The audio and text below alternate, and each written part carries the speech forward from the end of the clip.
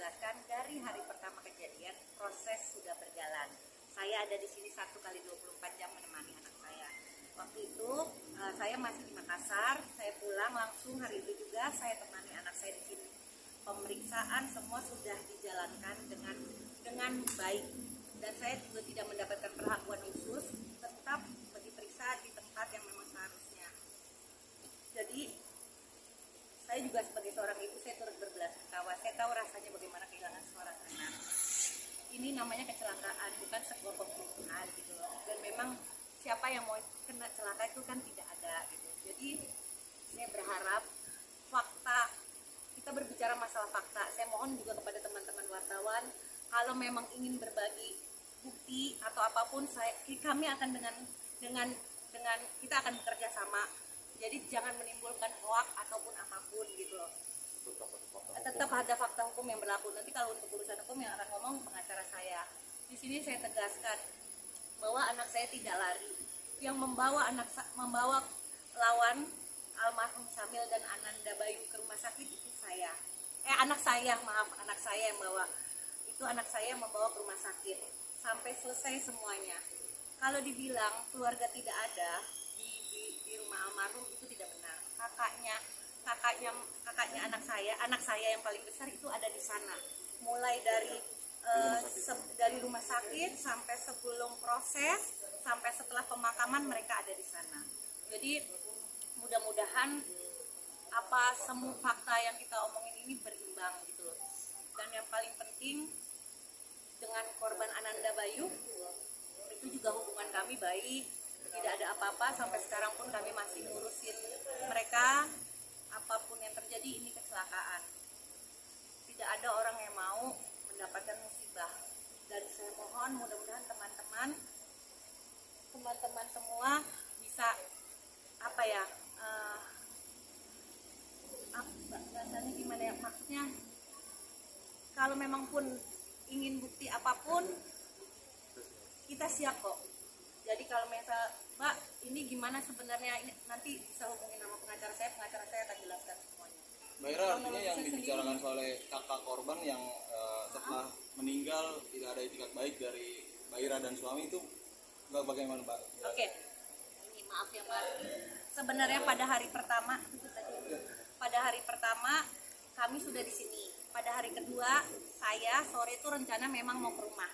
Karena memang ada WA dari Rudi, tunggu ya Bu, setelah nanti selesai baru akan datang ke rumah. Memang saya udah boleh tanya juga, aku minta tolong penyidik untuk mendampingi. Tapi ketika itu ada telepon dari Dirlantas Polda NTB yang menelpon kepada Kasatlantas yang lama ya, bukan Kasatlantas baru, yang bilang itu udah proses saja gitu. Kalau proses kan berarti proses hukum kan. Ya, makanya besoknya saya baru menunjuk kuasa hukum saya untuk menyelesaikan semua ini. Malik itu udah 18 tahun, anak saya sudah 18 tahun dan dia sudah cakap hukum. Makanya saya langsung menunjuk kepada kuasa hukum dan kuasa hukum yang menyelesaikan semuanya. Itu kan tidak ada itikat baik. Buktinya dari awal pertama, kalau memang kami tidak ada itikat baik, pada saat kejadian sebelum almarhum dikebumikan sampai setelah selesai pemakaman, kenapa kami di sana gitu loh, kalau kami tidak punya itikat baik gitu loh. Dan sebenarnya mohon maaf, ini ada marwah yang harus saya jaga di sini. Kalau sampai saya buka, kasihan, takutnya nanti akan berkembang menjadi aib. Saya masih menghargai almarhumah, saya masih menghargai Bayu, saya masih menghargai, maksudnya saya masih menghargai semuanya. Saya diem bukan karena saya tidak mau bagaimana, tapi memang saya hanya menunggu bukti terkumpul semua, baru saya mau bicara, karena saya nggak mau sampai pada akhirnya jadi blunder sendiri gitu loh. Dan yang pasti di sini saya benar-benar saya tahulah rasanya seperti apa gitu loh. Bukan nggak ada itikat baik Mas, kalau memang ada itikat, kami datang kok menyerahkan uang bela sungkawa kami, tapi ya dianggapnya uang damai. Tapi saya tidak pernah memberi uang damai apapun, dan saya tidak pernah bahasanya mau berdamai itu, memberi uang damai itu tidak gitu. Dan setelah pertemuan, karena bertemu itu nanti akan dijelaskan tuntutan kebutuhannya apa aja, yaitu yang aku agak kaget gitu ya, maksudnya karena kan ibunya juga bilang bahwa apa bahasanya, ibunya bilang saya begitu dikasih uang itu, dia bilang gini, saya tidak mau menjual nyawa anak saya, kayak gitu. Oh ya sudah, ini uang bela sungkawa dari kami, tidak ada. Jadi memang tidak ada damai-damaian tuh, uang damai itu tidak ada sayang. Karena kami berpegang pada fakta hukum yang ada juga. Ya, kita berpegang pada fakta hukum yang ada gitu. Tapi Untuk kronologisnya sebenarnya gimana sih Bu? ada surat perjanjian nggak sih waktu disodorkan itu dari pengakuan? Nggak ada, nggak ada. Dia bilang di atas pas saat pertemuan dua belah pihak dengan memberikan uang 10 juta terus dikasih.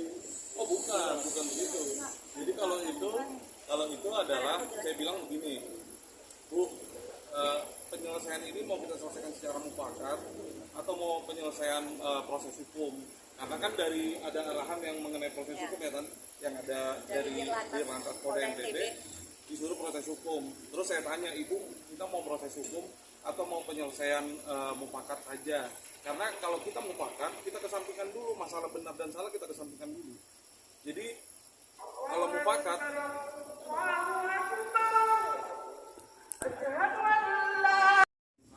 kita berdua membuat pernyataan itu artinya pernyataan sama-sama berdamai dengan kasus ini. Tapi kan dari pihak sana tidak menerima. Dia ada permintaan dia yang menurut klien kami pun tidak masuk akal. Yang mungkin udah boleh pihak dari almarhum itu meminta ingin membangun masjid seharga mobil yang dipakai untuk nabrak. Kita bilang itu kurang relevan karena kejadian ini pun bukan yang kami mau, yang bukan klien kami mau gitu. Ini kecelakaan yang dimana terjadinya itu karena adanya pelanggaran lampu merah dari pihak motor gitu. Itu aja sih. Jadi nggak ada yang namanya 15 juta terus kita paksa tanda tangan, nggak ada. Kita jauh dari itu. Karena penyelesaian kita tuh mengenai itu hanya mufakat aja, bukannya kita mau minta damai dengan uang segitu, ngapain? Enggak, lagian juga dari pihak mereka meminta saya untuk menyekolahkan adiknya sampai selesai. Ya, menyekolahkan Dan memberikan rincian tahlilan semua itu sampai ada buktinya semua. buktinya ada, kami nggak ngomong hoax. Dan sebenarnya sebelum itu dari pihak keluarga ada mengancam kepada kami, Mengancam memviralkan. mengancamkan memviralkan, itu semua ada dan itu buktinya ada semua, dan itu buktinya semua ada gitu loh. Jadi kami makanya Ada perwakilan pihak keluarga sudah Iya. berusaha memberitahu fakta hukum yang ada gitu. Jadi kita bukannya ditutup-tutupin, dari awal juga dikasih tahu fakta hukumnya. Ada di berita saya baca juga mengenai katanya sudah tidak ada di Polres, ya tidak ada orang masih proses penyelidikan, jadi belum ada penahanan di situ, polisi pun belum menentukan siapa tersangkanya gitu. Itu aja sih. kronologisnya Kronologisnya kalau dari kita, klien saya itu pulang dari ngantar temannya, dia itu ada dari arah apa tuh? Arah Mampang ya. Arah Mampang, dia lagi jalan posisinya stabil aja, kecepatan konstan. Dia lagi posisinya hijau, itu udah ada di CCTV yang beredar juga ya. Itu posisinya hijau, tiba-tiba muncul pemotor dari arah mana ini? Cilandak. Dari arah Cilandak, udah kejadiannya cepat gitu aja. Dan klien saya itu dia nggak ada kabur, dia itu airbagnya meledak. Dia berusaha mengempeskan airbagnya dulu, baru dia meminggirkan mobil itu, dibelokkan ke kanan karena takut menyebabkan kemacetan kan. Terus dia dikejar sama motor karena disangka kabur tapi tidak, dan klien kami turun terus menyetop taksi baru ke RSUD Pasar Minggu. Kurang lebih gitu kronologi. Berarti CCTV semua segala macam sudah ada di tangan ya, Mang? Sudah. dan sebenarnya kita ini tinggal menunggu rilis Ya, dari gelar perkara besok. gelar rencana. perkara. Sebenarnya dari hari kedua kalau dibilang tidak ada upaya polisi itu bohong, karena dari hari kedua pun anakku tuh sudah di BAI, saksi-saksi semua sudah di BAI, bukti-bukti pun sudah ada gitu. Jadi kenapa saya di sini nggak mau ngomong, sebenarnya satu, saya masih menunggu bukti otentik lain, yang pertama. Yang kedua, yang paling penting kan kita nggak bisa yang ngomong begitu aja karena ini menyangkut almarhumah. Saya nggak bisa karena almarhum, dan saya takutin ini akan menjadi membuka aib orang yang sudah